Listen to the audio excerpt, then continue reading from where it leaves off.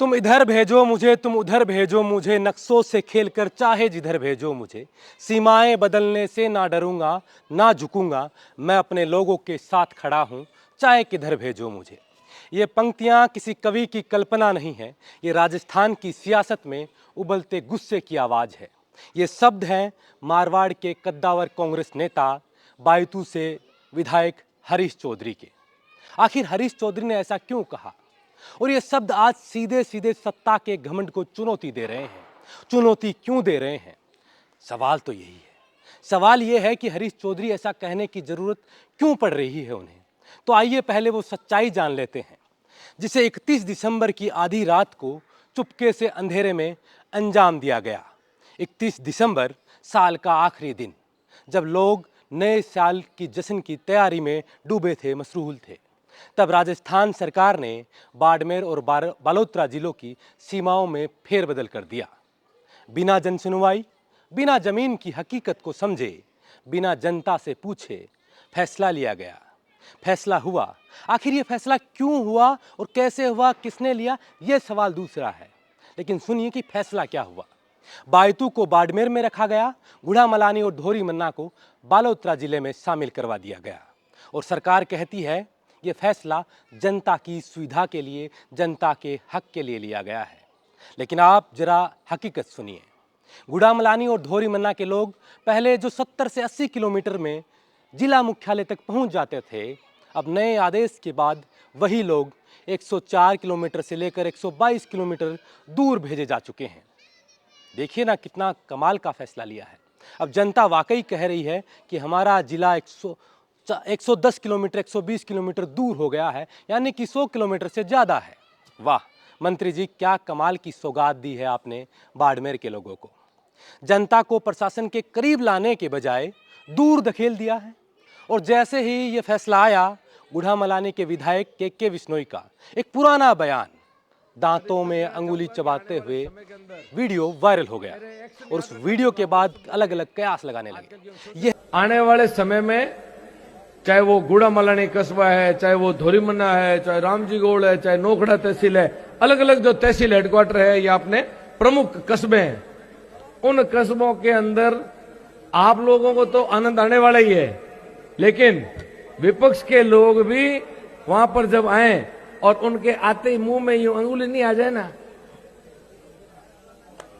यहीं से सवाल और गहरे हो गए कि क्या भाजपा ने ये ठान रखा है कि 2 साल में उसे वही काम करने हैं और आने वाली 3 साल में भी वही काम कर रहे हैं जो कांग्रेस ने जो किया उसे सिर्फ बदलना है। नाम बदल दो, जगह बदल दो, चाहे जनता दर दर की ठोकरें क्यों ना खाए। आज धोरीमन्ना और गुड़ामलानी के लोग पूछ रहे हैं कि हमारे बुजुर्ग कहाँ जाएं, महिलाएं न्याय के लिए 120 किलोमीटर दूर जाए, किसान, मजदूर, गरीब प्रशासन तक कैसे पहुंचे। इसीलिए तो आज हरीश चौधरी आक्रोश में हैं, गुस्से में हैं। इसीलिए तो आज हेमाराम चौधरी, जो राजनीति से अक्सर दूरियां रखते हैं, वो सड़क पर हैं। और इसीलिए आज थार का जनमानस खोल रहा है। हरीश चौधरी साफ साफ कहते हैं, और साफ कहते हुए उन्होंने सोशल मीडिया पे लिखा कि ये लड़ाई न्याय और अन्याय की है। ये विचारधारा न्याय की बात करती है और एक विचारधारा तुगलकी फरमानों से आम जन पर अन्याय थोप रही है। वो कहते हैं कि सीमाओं का निर्धारण कोई खेल नहीं है, कोई सियासी खेल नहीं है कि अपने फायदे के लिए इसे खेला जाए। ये आम जन की सुविधा, सुरक्षा और न्याय से जुड़ा सवाल है, और इसे राजनीतिक चश्मे से देखना सत्ता की अपरिपक्वता है। हरीश चौधरी सीधा आरोप लगाते हैं कि थार के क्षेत्र में गैर कानूनी परिसीमन के जरिए पंचायती राज से लेकर जिलों तक जन भावनाओं के खिलाफ मनमानी की जा रही है। नियम, कायदे, कानून को ताक पर रखकर धार्मिक और जातीय वैमनस्य फैलाया जा रहा है। जो थार कभी अपनायत के लिए जाना जाता था, पहचाना जाता था, उसमें आज जातीय वैमनस्य फैलाया जा रहा है। ये थार को जोड़ने की नहीं, थार को तोड़ने की साजिश है। और साफ चेतावनी देते हुए कहा कि अन्याय हमें स्वीकार नहीं है, हम स्वीकार नहीं करेंगे, हम ना डरे हैं ना झुकेंगे।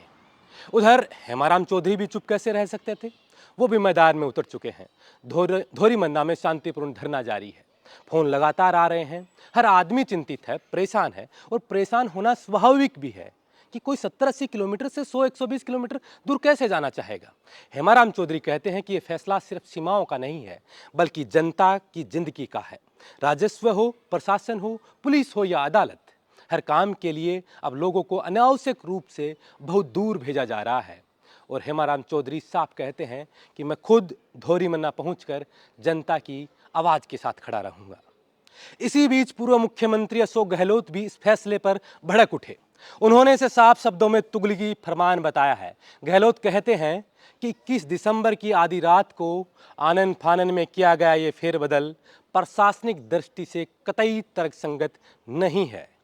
इससे जनता को फायदा नहीं, सीधा नुकसान पहुंचाने की कोशिश की जा रही है।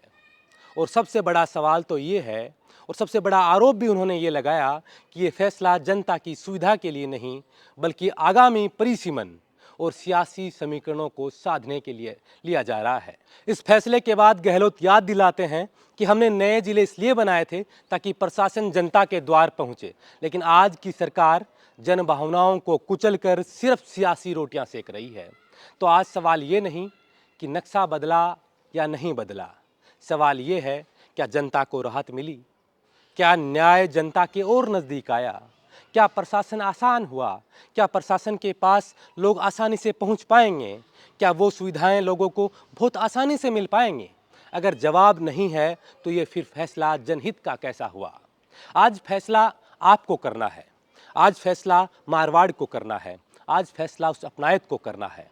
क्या ये सिर्फ राजनीतिक रोटियां सेकने का खेल है, यह वाकई जनता के लिए सरकार इतनी कुछ कर रही है जो जनता को दिख ही नहीं पा रहा है, या फिर सरकार को जनता की तकलीफ ही दिखाई नहीं दे रही है। बोल हिंदुस्तान आज आपसे सवाल पूछता है, सरकार से सवाल पूछता है कि राजस्थान नक्शों से नहीं लोगों से चलता है, अपनायत से चलता है, एकजुटता से चलता है। और अगर लोग ही परेशान हैं तो ऐसे फैसलों का जवाब सड़क से सदन तक तो दिया जाएगा। क्योंकि याद रखिए, थार ना कभी झुका है और ना कभी चुप रहा है। अब थार में आने वाले सियासत के दौर में क्या कुछ बदलेगा ये तो हमें खैर वक्त ही बताएगा, लेकिन इस फैसले के बाद लोगों में आक्रोश है। और जनता का ये आक्रोश कहीं सरकार को इतना नहीं चुप जाए कि आने वाले पंचायती चुनाव में ही नतीजा सामने आ जाए। आप देख रहे थे बोल हिंदुस्तान। इस वीडियो को लेकर जो भी आपकी राय है कमेंट कर आप जरूर बताएं। मैं अजय कुमार, नमस्कार।